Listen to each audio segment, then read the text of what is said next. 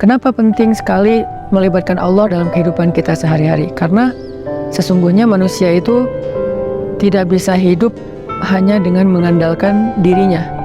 Orang kalau misalnya cuma mengandalkan dirinya, maka hidupnya akan banyak zalal. Zalal itu banyak trouble, banyak mentoknya. Kalau kita hidup hanya dengan mengandalkan diri kita, banyak hal yang akan kita hadapi dengan hanya berkeluh kesah. Tapi kalau kita hidup dengan melibatkan Allah, justru kita akan menjadi orang yang optimis. Lalu ketika kita dapat masalah, kita sabar. Kalau kita dapat nikmat, kita syukur.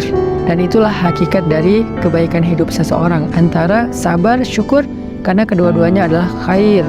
Kedua-duanya adalah kebaikan bagi dia.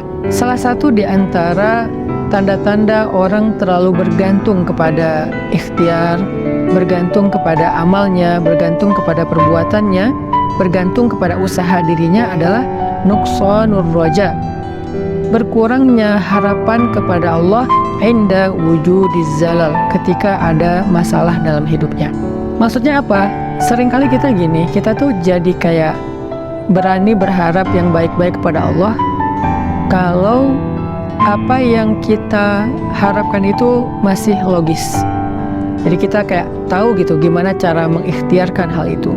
Kita tahu bagaimana cara mendapatkan hal itu, sehingga kita masih berharap kepada Allah, ya Allah mudahkanlah saya. Misalnya orang yang baik dalam melibatkan Allah dalam hidup itu justru di saat pintu-pintu di bumi tertutup, dia masih berharap kepada Allah. Di saat itulah Allah terlibat.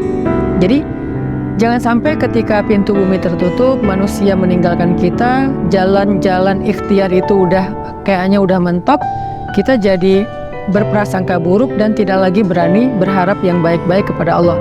Justru ketika keadaan kita lagi sulit, keadaan kita lagi mentok, pintu-pintu di bumi tertutup, manusia meninggalkan kita, justru saat itulah saat kita bisa melibatkan Allah seutuhnya, karena tidak tercampur dengan keyakinan kita kepada makhluk. Dan saat itulah saat yang paling ajaib, saat kita mentok. Maka harusnya ketika kita mentok, ketika kita merasa kayak nggak ada harapan di antara manusia atau di bumi, kita justru semakin besar harapannya kepada Allah Subhanahu wa Ta'ala. Dan itulah cara paling ajaib melibatkan Allah dalam urusan kita.